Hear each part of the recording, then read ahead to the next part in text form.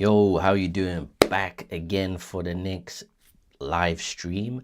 And today's live stream is essentially about how AI is killing your brand because you're overly using it. So yesterday I gave an example of poor cold outreach. Many people hit me up in the DMs and they're like, hey, I've got X services and I want to sell them. But now what I'm seeing is a lot of people actually using AI, but they're overly using it. Like I cannot stress how much they are using it in such a wrong way, and it's actually low key killing their brand. So I'm gonna put this on full opacity right now while I lock in. So yeah, they really just, how can I explain? People are overly using AI. They think AI is the response to everything. And this is someone who is saying this as a technologist, right? I build and develop software and I use AI every day. But when it comes to human interactions, which is, I guess, the whole case in point of this stream, as a creator, you've got to like really fight the urge to use AI for literally everything. And I'm talking about responding to comments, responding to DMs, responding to post comments, like, which is what I'm seeing. Like, literally, I'm going to read it out to you and see if you can just tell from the language that I use if you can kind of detect the AI in what he said, right? So he put up a thumbnail and he said, and I quote, recent thumbnail, before and after design. Okay. And then I said, how many views since posted? And his response was, and I quote, I've got to find it now because I really don't like LinkedIn's comments.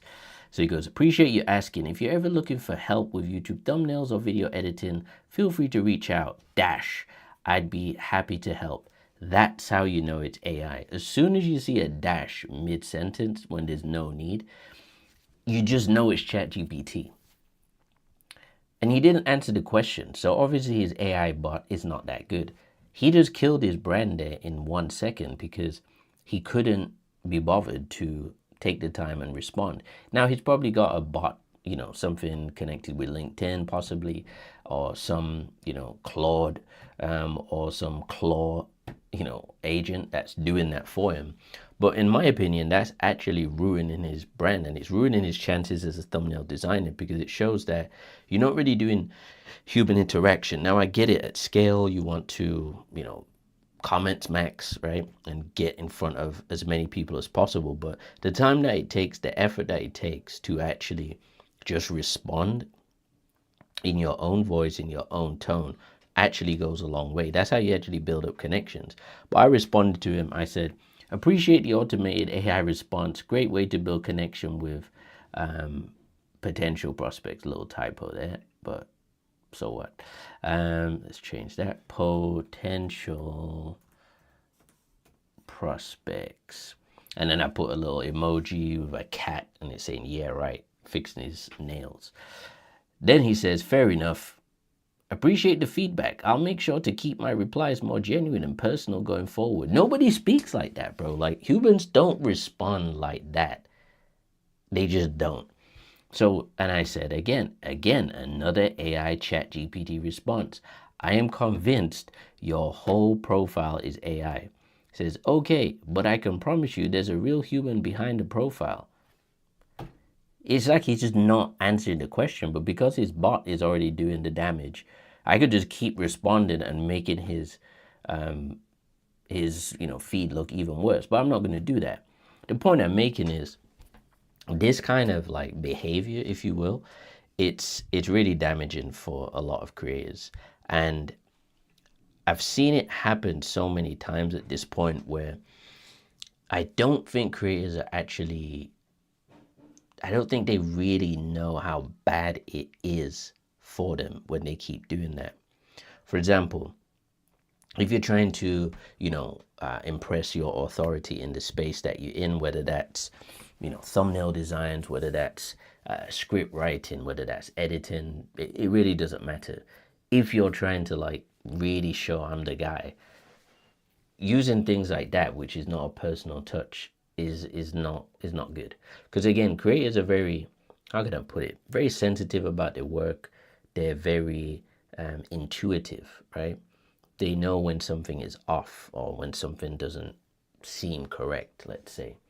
And with all that being said, you get to a point where it's just like, where's the human connection? Where's that spark? Like, where's that human to human relatability? And if you don't really have a line where you're not prepared to cross on how much AI you're going to use, then it's looking pretty bad for you. And that guy who had the bot set up like that, this is what I've seen quite often on LinkedIn. So here's some insights for you. I've been using LinkedIn, like I've had it for years, obviously, but I've never been a fan of it. Corporate maxing, congratulations maxing. And I'm not switching jobs like that because I have a business. So I never felt like I fit in. But as I've been using it, Gary Vee's been blasting. It's uncontested space. You got to post on LinkedIn. It's really, I'm like, all right, fine. So I looked at it and I've been using it solidly every day pretty much for like the past 3 months, the past quarter. And I'm close to hitting the benchmark of, I think it's 150 followers, which is not that much, but still 150 people where I can then go live on there. So my plan is to go live on YouTube. That'll be one stream. I'm not going to mix the two, or we'll see. I might just stream them both at the same time. And then I'm going to do LinkedIn streaming as well, because I believe that a lot of users on LinkedIn are, again, using AI to pretty much do all of their content. And when you do that, like I said to you earlier, you actually run the risk of damaging your brand. You damage your creator brand because you're not showing that you're human. You're not showing that there's a personal touch to what it is that you're talking about. So me personally, I tend to respond to every single comment, doesn't matter the platform, and I will give a real human response, just what I think makes sense in that moment, and I will do it like that. But a lot of people are not doing that. They're just not doing it, and I don't think they realize how bad it is. So when I came onto LinkedIn and I saw, the paragraph posts that people are doing, I was reading it and I'm like, okay, these 7-8 paragraph like insights and, value maxing, are they really like an interesting take, or are they just spewed up AI? And I actually tried this before. So I have like an internal piece of software that I've built, and I basically wired it up so that I could just pump out a lot of like LinkedIn posts. So this is how I was starting in the first part of 90 days, first 30 days, let's say. And I'd basically, how could I put it in simple terms? It's a RAG system. So it's a retrieval augmented generator, right? Or generation, which basically means I have like a data set, certain information where I want my AI agent, let's say, to learn that information, retrieve it, and then process it, and then give me an output. That's essentially what I was doing. And in this case, the output was a LinkedIn post. So I'd got it to a point where I could just click a button, it generate me the post. I'd click that and it would open it straight into my LinkedIn, and I'd be able to post within like seconds, right? A little bit of formatting, and then away you go. And it was working, it was getting traction. But then I'm looking at the post, even though it's trained on my it's trained on my own model, basically, of the kind of people that I wanted to target, the kind of tone, the kind of topics that I wanted to discuss. And it's decent, like no one probably would know, other than the fact that it's a long post. And again, who can create that amount of posts in a day, which, I was doing maybe 15, 20, even with those. That's kind of like my benchmark. And yeah, realistically, who's actually going to do that level of posts? But then I was like, I need to really just give it my own voice, because as much as that's good for volume, which is good when you're maybe starting out on a platform. But it gets to a point where you need to actually lock in your own tone, your own voice, so you can establish really what you're trying to say. So then I switched, and then I'm like, okay, I'm not going to use as much AI, even though I've got it right there, and it's just there. I can just pump them out. But I'm like, no, I'm going to actually establish my voice or my tone. And since I've done that, I do think that my reach has actually increased because, like I said, I've seen my connections, I've seen my followers go up every day. I've seen the insights go up. Let me have a quick look here. So if I had a quick look, 4,000 impressions, that is since August 20th. So in the past, I'm averaging about 1,000 impressions a day. And again, this is me doing non-AI generated posts about YouTube growth, about my insights in the marketplace of the creator economy. And yeah, 4,000 impressions. Out of my network, 51%, 49% in network followers and connections, 1,278 members reached. Now, I would say just my feedback on the numbers side, it isn't like huge reach. It's not like crazy reach. The engagement is starting to pick up, but it's not like insane reach. I did have one post which commented on someone else's post, and I think there was like 900 impressions just on that one post itself. But with all that being said, yeah, it's not like crazy reach. I get more reach and impressions on my YouTube even with less views, right? Still getting the impressions on the channel overall. So yeah, I'm still like figuring it out. I think obviously the more followers you got, naturally the more connections, then your impressions are going to go through the roof. Because I do have people that I speak to who have like over 5,000 followers, and yeah, the engagements that they're getting is 60, I would say, well, not 60. They get in quite a lot of comments, let's say.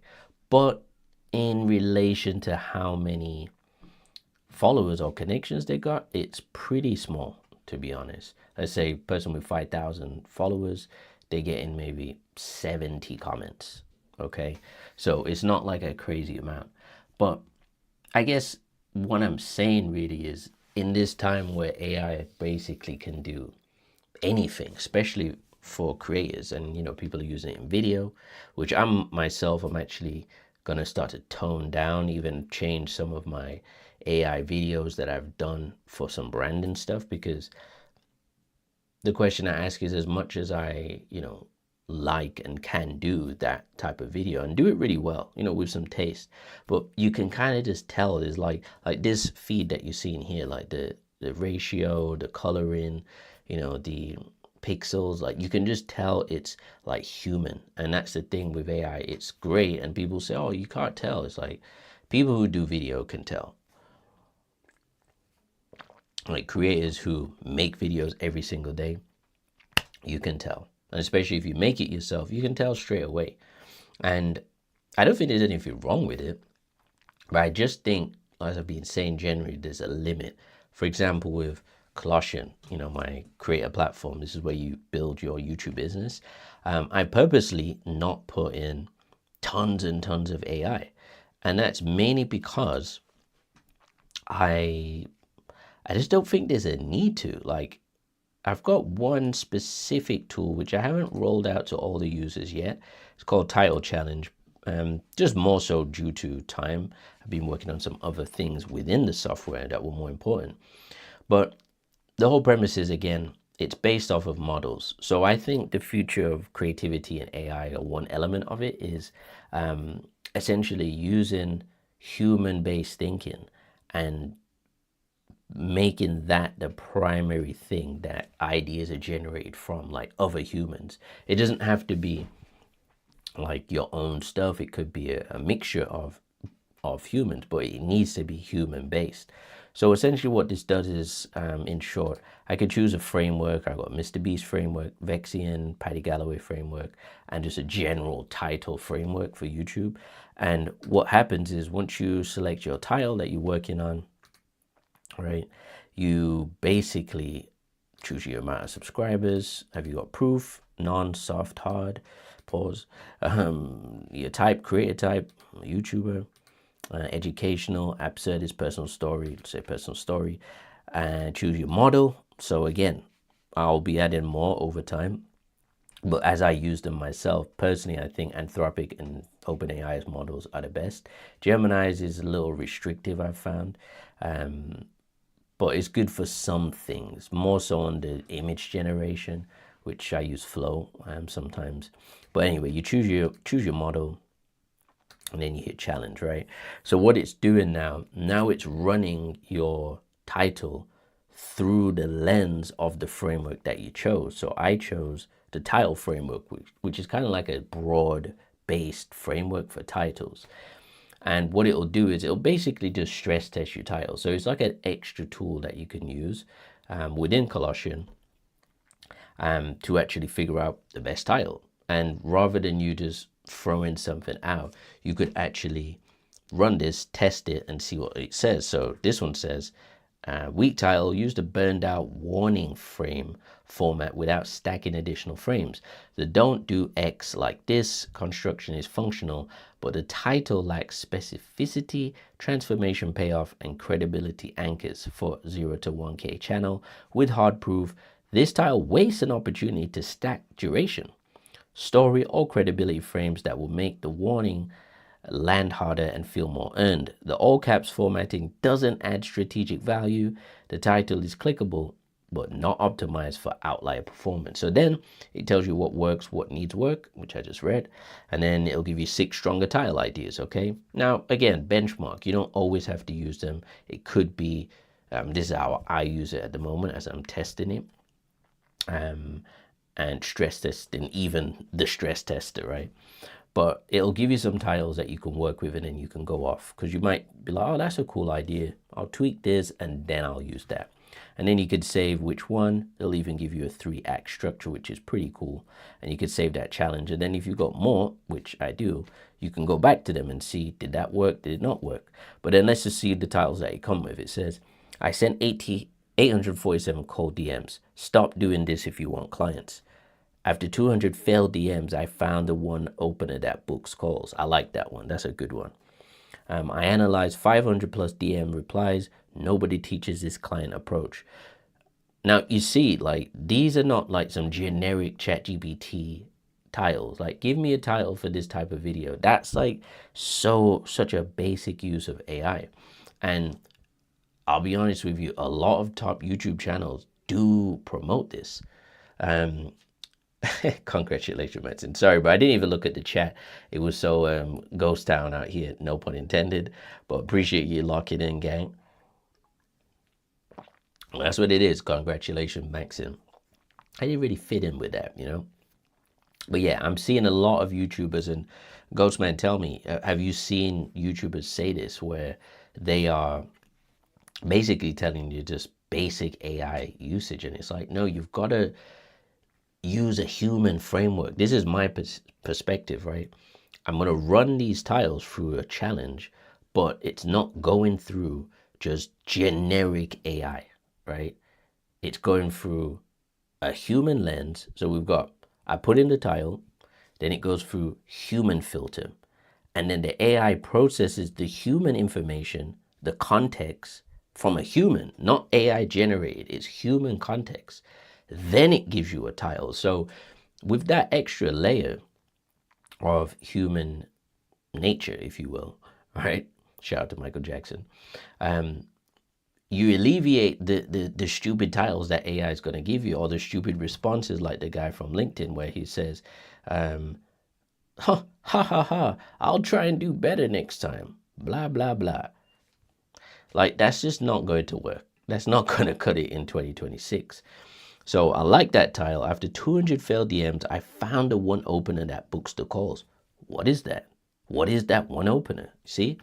I analyzed 500 plus DM replies. Nobody teaches this client approach. Basic. Stop sliding in the DMs like this. I turn one message into 12 paying clients. That with a good thumbnail, I think would be good for sure. Minus the dashes. You see what I'm saying? Like, that's how you know it's AI, bro, because AI just loves dashes. Like, we don't do that as humans. The DM mistake that killed 300 plus client conversations. I tracked everyone. How did you track everyone? This is what I'm learning as I improve my own work, is with the titles and the thumbnails, it's always like that curiosity gap. And I find when I'm just scrolling through YouTube, my YouTube feed, I'm like seeing which videos trigger these thoughts in my head, because then I need to learn from that and see how I can improve my own. So shout out to Emmanuel. If you're in the chat, drop a hello and let me know what's cracking. I'm monitoring the LinkedIn DMs and the live chat as well, so appreciate. Let's forward this. Let's see. Cool. So using the human lens, then AI to just do the processing. So the AI is like doing the heavy labor. That's how I look at it, and that's how I set all my stuff up. It's like I'm not going to have the AI do the thinking for me. I'm not going to have the AI do the responding for me when it comes to speaking to other humans. Like, that's dumb. It will make you look bad, and it isn't the best lens to go through. Then the last one was how I turned cold DMs into six client month. Avoid this one up. No, I don't like that one. So of all of those, I said 847 DMs. Stop doing this if you want clients. A bit basic. I like this one after 200 failed DMs.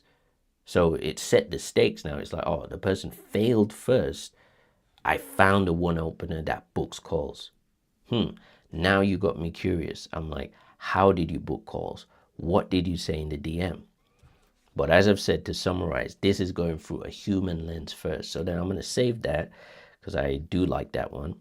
And to be honest, the previous title was a 4.2 out of 10. So it gives you a score as well, what your initial title was. So that one did have some bones. If you want clients, don't slide in DMs like this. I do see a funny visual actually for that. You could have like the subject, you, the creator, like at the top of a slide, and then like in a water park or something like that. And then the bottom of the slide, you could have like the DM page of LinkedIn, right? Just a little image of like, and kind of like flip it like 3D-ish. So it's like the slide is going into the DM and like you're there with your phone in your hand or something like that. I think you could play with the visuals. Pause. I do see like that could be a thing. But anyway, I've saved my challenge, and then I can always come back to it and analyze it and see. And then it tells you, you use YouTube, you used Anthropic, that was the model, and that was when you did it, etc., etc. And that was your recommended title. Cool. So then we go back to that one. I might change that where you could actually choose the title rather than just use the recommended title. But yeah, you got options. But my thing really, like I said, AI is great and all, but there is limits. There's limits that you have to put on your usage, specifically on your output, and again, specifically in the creator economy. Because look, the way I see it is this: you've got 5 months before the YouTube rules change, and these have probably been the biggest rule change in terms of watch hours monetization, which is the money. That's what people are crying about. They're like, oh my gosh, it's gonna make it twice as hard to get the money from YouTube. I just want to be free. Yes, we all want to be free. This is why you gotta do the work. And the video I just posted before this live, that's what I talk about. So make sure you watch that after. But you've got to just draw a line in the sand and say, look, I'm still going to retain human connection. Like, and that's for me as someone, again, who builds technology. Like, I really, really want like human connection in as much of my work and interactions as possible. And the reason I like live streams is because it's dynamic, it's a bit rough around the edges, things can happen, things can change. There's no set script unless you're doing a webinar or something like that. But literally, there's that human element. Like, you can see the mistakes that people make. Shout out to LinkedIn Romeo. Appreciate you locking in, bro. Salute. This is what live streaming is about. And I think AI is great in many, many ways, but in the creator world, in the creator landscape, there's no place for it with those kind of responses like that guy said. And it's just it's cringe, but it's not good cringe. Do you know what I mean? It's like, it's not good cringe. It's kind of like icky. And what did this guy say? All right, so he's responded back. I posted which ones, and he says B for these, but A, one can be improved. Like, instead of money, it should be include scripts or coffee mugs to make it look like the person in continuously working is continuously working. But the funny thing, the guy who I'm talking about, he just responded to my post where I posted my thumbnails, and the post or the thumbnail that he said as a thumbnail designer is the one that I actually put up first, which is quite cool. So yeah, was it an AI response? Do we know? We just don't know. We don't know. However, we are going to respond. And annoyingly, so I'm getting a lag in the chat. There's no timestamp here, but yeah, YouTube's weird. It's like on the live stream, it'll like just lag out. Not lag, but it'll just set me back. So it's like I'm not seeing the live chat, even though my connection is excellent. But anywho, but let's respond to him. So this is live now. I posted my thumbnails for my last video, get monetized or die trying. I really hope this video does well, actually, because I really think that's a cool title. Like, it's so obvious, but yeah.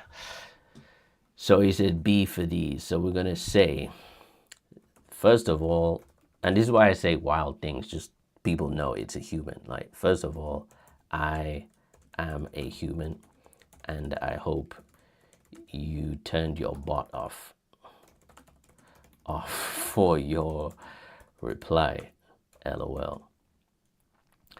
Yes, I like the human version of the thumbnail. The other two are AI enhanced, but I'm getting tired of them. But I'm getting bored of them, those styles. To be honest, I see them often. And again, even just like grammar, like I've been doing a lot of posts on my LinkedIn, as I said. And if there's any questions in the chat, feel free to fire away. But yeah, I've been doing so many posts on my LinkedIn where most of the time I'm just not even using correct grammar. Like, I'm just using lower caps, and I'm doing it intentionally because I want people to know, like, this is a human, because the AI is going to have almost perfect grammar, minus their excessive usage of dashes.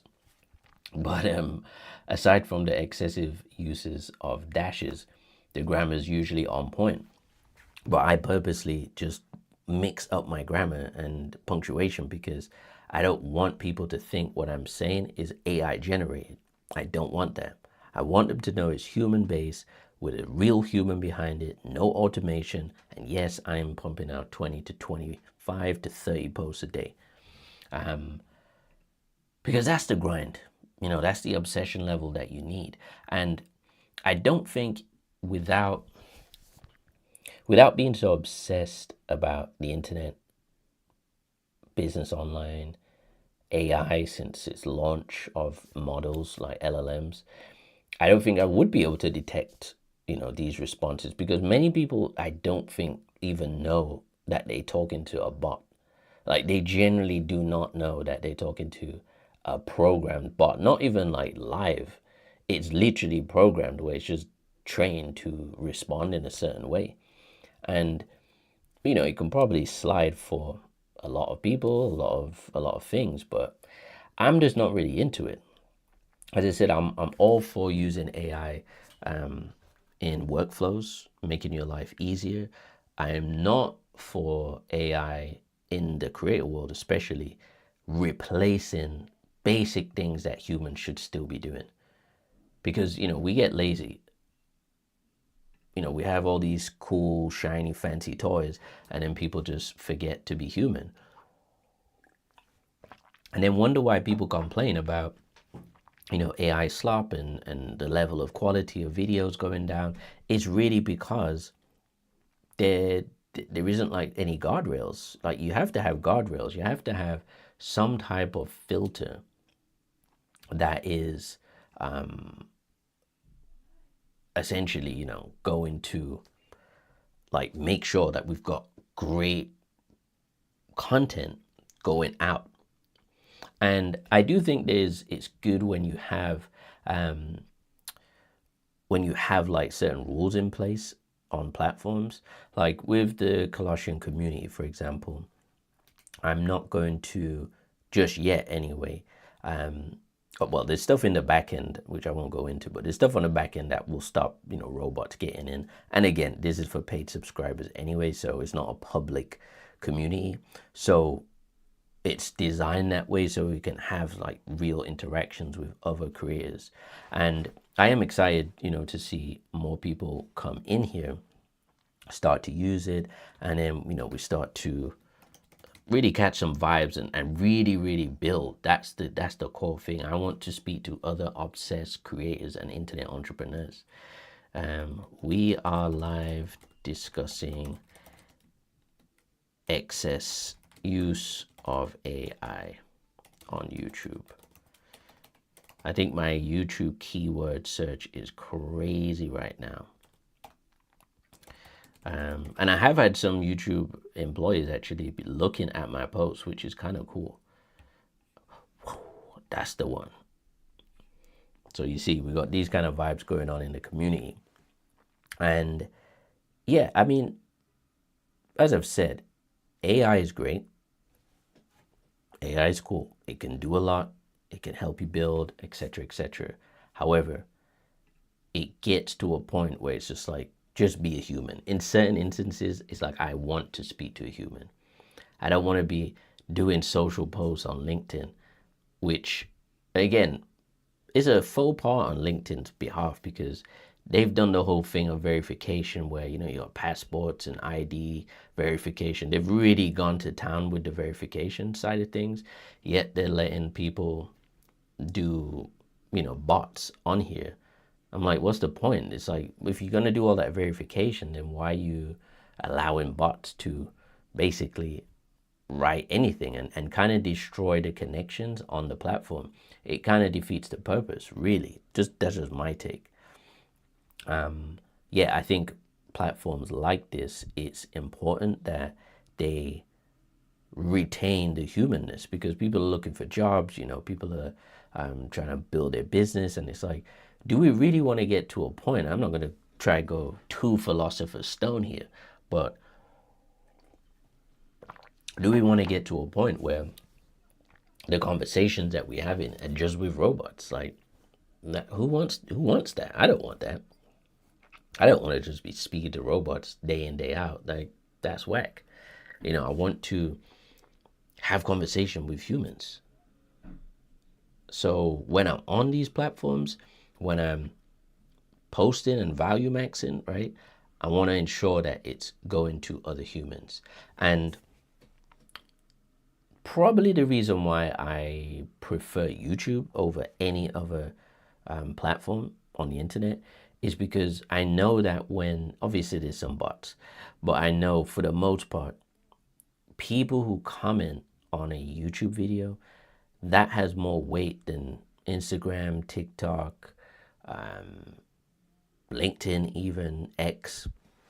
Maybe not X. I think they're similar in that sense, but it has more impact. It has more weight because someone's made that effort to write something on a comment on a video. And when it touches someone, like they're inspired, like on my car channel, I had a guy from South Africa, and I'm like, this is crazy, bro. Like, I can make a video, put it out, and the guy in South Africa is like, oh, cool, I just bought a car like that as well. And then we start having a conversation, and then, you build up that rapport. Like, that's the power of YouTube. But with LinkedIn, it's clear that it's just transactional. That's what I take from it for the past 90 days of using it. intensely and LinkedIn maxing and all that good stuff, right? It's very transactional. People are not really looking to build, like, solid connections. I think if you're, doing job maxing and that kind of stuff, like resume maxing, it might be very different, or that might be the vibe. I don't know. I'm new to this, I'm new to this platform and the inner working. So I'm just doing my best to learn it. But my thing is, like, we're attention day traders, right? So I'm trying to get as much attention for my business and my brand as much as possible every day. Period. Like, that is the goal. So I don't really care too much about the politics and behind the scenes. My main thing is, how much attention did I rack up today? And I'm probably going to build something in Colossian, because that's just me, an obsessed lunatic maniac, tech guy, creator guy, builder guy, because I want to monitor these things. For example, in LinkedIn, there's no way for me to see how many posts I did in one day. So but I don't want to build things that create more work. But I'll give you an idea. Remember those little clickers? There's like these when you go to a nightclub and the bouncers are stood outside. I always remembered when I used to go to clubs that they would have these little number clickers. So they click in every time like a person comes into the club, so they can monitor capacity. Once they get to full capacity, they're like, no more people. So I want something like that, which I'll probably look into. But it just evolved. Yeah, I'll look into it. But it's something that I want to see. I want to be able to see like my attention day trading stats. I want to see like how many posts on LinkedIn, how many shorts. Even if it was like just a click, I don't want to have to type anything. I just want to just hit return and like note how many. But yeah, it's not. I want something a bit more automated. I'll be honest with you. If I can use some API and just basically plug in my LinkedIn, if I can plug in my YouTube, and then it just tells me how many posts on each platform I did, I'd be happy with that. I'd be happy with that, because I think that data is quite useful for you as a creator. If you're, creator maxing and you're trying to get the plaque, which I said in my last video. Well, let me read the chat. Community is a very important thing whenever you're building a brand. 1000%, Emmanuel, 1000%. You see, community is obviously the core. That is kind of like the product now. So if you look at platforms like School, for example, they got millions of users. And I think people are sold on the community, because creators are looking, and business owners as well, they're looking for like-minded people. So I have a School community, which I'm not promoting as much, because obviously I'm promoting Colossian. Well, because Colossian is new and I don't have the motion that I would like numbers wise, I'm still on there. I'm still talking to people. I'm still having conversations, but obviously I have limited time. So I'm trying to push in the place where I see the most returns, which is YouTube. But with that being said, there's a lot of people who want to be like around other like minds and business owners and creators. And I think there's about, let's have a look. I think there's about 16,000 people in the School owners group. So think about that. With all of the users that there are, only 16,000 that actually, that actually own a School community. So it's a very, very small percentage of people that are actually making the money on the platform. But community is the thing that I think people are now sold on. It's been blasted around as a buzzword for so long. People say, it's community. You got to build community. You got to have a community. You got to have a place. But people tend to not really lean on, and the reason why I built Colossian is the ownership of the community. So it's fine having a community, but when it comes to reaching out to said community, it's like, well, how are you going to do that? Do you have the tools to actually do email campaigns? Like, can you just email all the people in your community? Do you even have their email? Because people say community and they don't even have their contact information. So for example, anyone who subscribes or buys something or, goes on a wait list or anything like that, that's all logged into my Colossian account, creator account. And I can run email campaigns. These are ones that I've done previously, which are going out to people, right? Then when I actually want to measure that, I want to see the analytics, and then I can start to see like, okay, well, this is all my followers, this is my lead magnets, right? Where the cities, the countries, like the people, like I can actually see the information. So that's how you actually strengthen your community, to be honest. And again, the things that I want to teach and showcase and like basically give my strategy on how I was paid to do this in previous works on the internet, because this is the part, the obsession part, which I talked about in my last video today, that I don't really hear on YouTube. I don't hear people saying you've got to be obsessed. I hear consistency. I hear you got to show up. You got to, do the reps. But no one uses the word obsession. It's a very like cliche or taboo word, should I say. But I would say you've got to be obsessed. There's no way around it. I don't think you're going to get success on YouTube by being passive or not obsessed about it. I just don't believe that. It's too hard to, look at it from a standpoint of I can just kind of, half-arse it. Like, you can't do that. Like, you've got to go in. You must go in.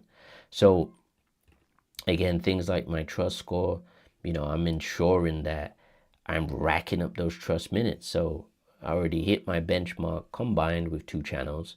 But Intelligent Unk, yeah, we have over the 427 hours of content. And think about it like this.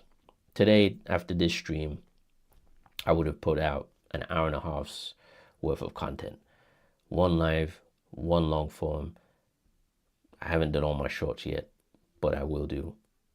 So at least 120 minutes of video going out in 1 day.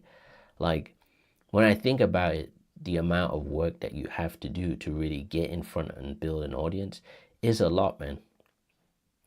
It's a lot. And the reason why I built Colossian is because I needed a system myself. I'm like, as a solopreneur, I'm like, how can I do all of this work with no systems? People telling me on YouTube, oh, you gotta use spreadsheet and Google Forms. No. We're not doing that. That's novice level stuff. What you need, and I'll show you, is a certified system. I don't want Google Forms. I have a wait list. People put the information in, they join the wait list. Then what happens is I get a list of people who have joined the wait list, and then I go to my analytics and I see how many people are on the wait list, and it will tell me they're on the wait list. So then when it comes to me ready to talk about a product that I have, I'm going to say time to do an email campaign, and I'm going to select my campaign, and then I'm going to select wait list. You know what I mean? It's like, but you cannot do this so free. And look how I'm talking to you and just glancing through it. It's not like effort to do it. It's because I designed it that way. I don't want people to be forever clicking, hence why I do horizontal. I prefer that. I don't want you to be vertically scrolling forever. Apple is my favorite company. So I've taken inspiration from their design standards, and that's what I brought into Colossian. So I know like this will make creators' lives a lot better. Okay? We're in tough economic times. Doesn't matter if you got money, doesn't matter if you don't have a lot of money. It's tough economic times for a lot of people. And people are paying like lots of money for subscriptions. So I think the way that I've priced Colossian right now, I think is reasonable for the tools that you get, without crazy AI costs. Because again, AI that you build in there is now going to cost me, the developer. So then I have to pass that cost onto the customer, the user. So if I were to let people just use Title Challenge, right?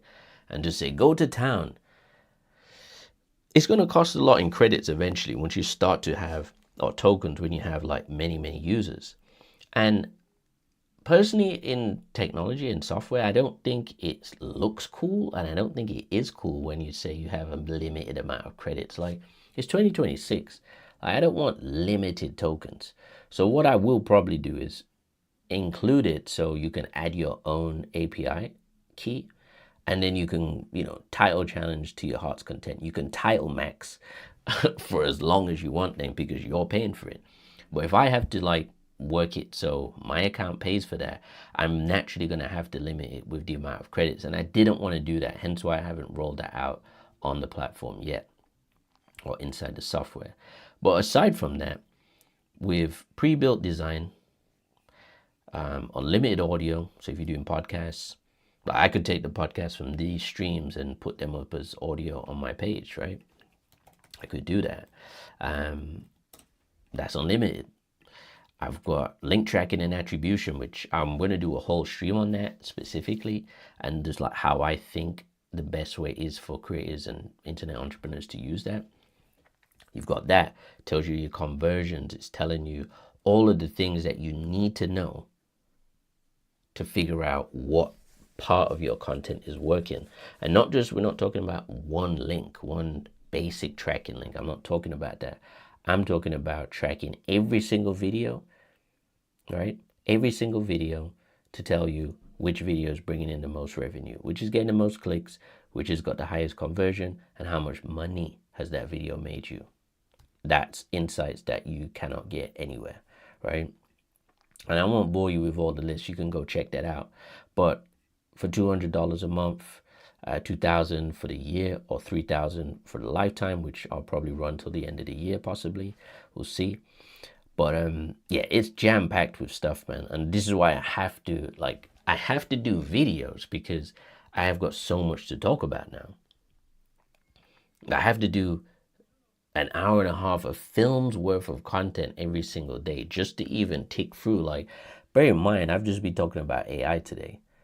I haven't gone to town on just one little aspect, and I'm looking forward to doing videos on that. I might do some like long form strategic videos, like just kind of like, not case study, because I don't want to do boring. I'm switching it up from the videos I've done in previous seasons on the channel, but there's a reason why I built these things. There's an actual reason. They're not just like frivolous tools. And again, a reason why I didn't just dump a bunch of AI into my software, because I just don't think it's necessary, like, to be honest. That's why I talk about the whole human aspect. People want the AI. Let me come off this one. I'm sales maxing you guys right now. People want AI to literally do every single thing for them. And sorry, just if you do want to get Colossian, the link will be in the description. So yeah, whatever. But people want AI to do everything for them. They want them to read their emails. They want it to wipe their behind. They want it to drive their car. They want it to open the door. They want it to turn the lights on. It's just like, where does it end, bro? Do you know what I mean? It's like, where does it end?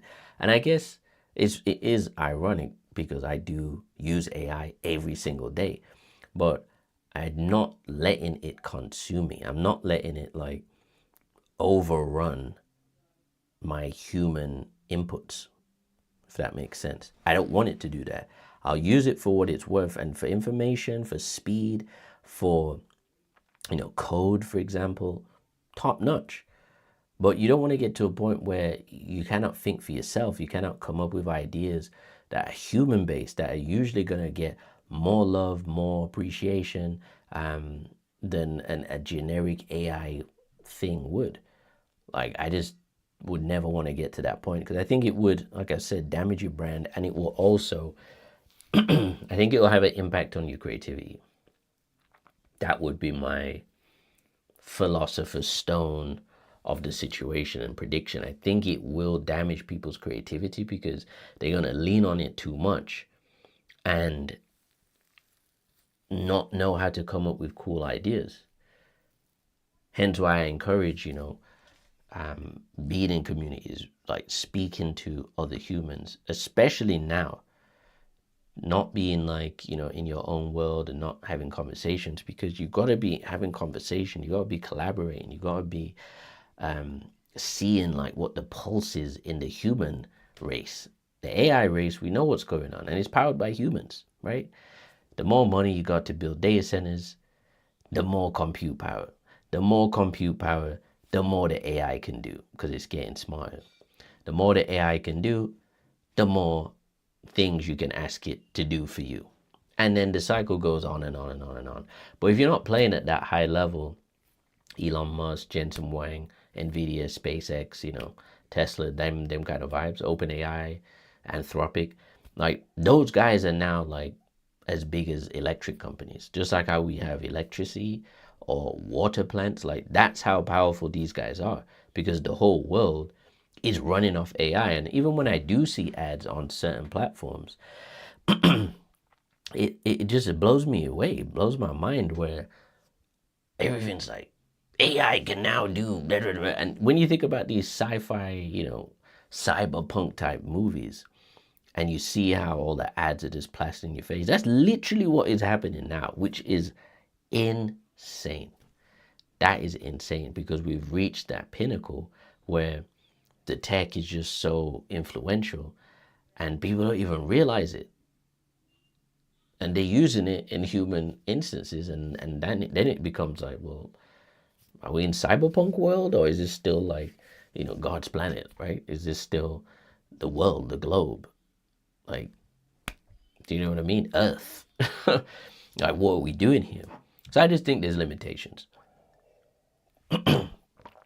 Again, these are just my insights. These are my perspectives, my opinions on that specifically, but I'm doing my best to use like some real-time interactions as like the impetus for some of these live streams, because I don't want to just be doing, sales maxing and saying, yo, come on, buy my thing, which doesn't work.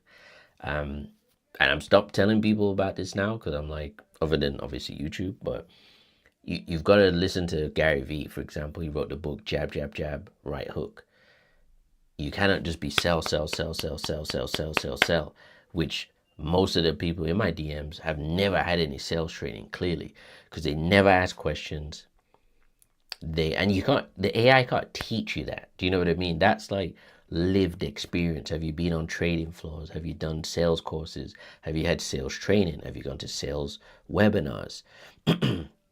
Have you made money from sales? You know what I'm trying to say is like, have you pitched people on the phone? Like, have you canvassed door to door? Like, have you worked in retail? There's many types of sales experience that you can get that would teach someone like, that's not how you close deals, bro. You don't just pitch off the cuff, like in the DM, like, hey man, if you need thumbnails, like, bro, ugh.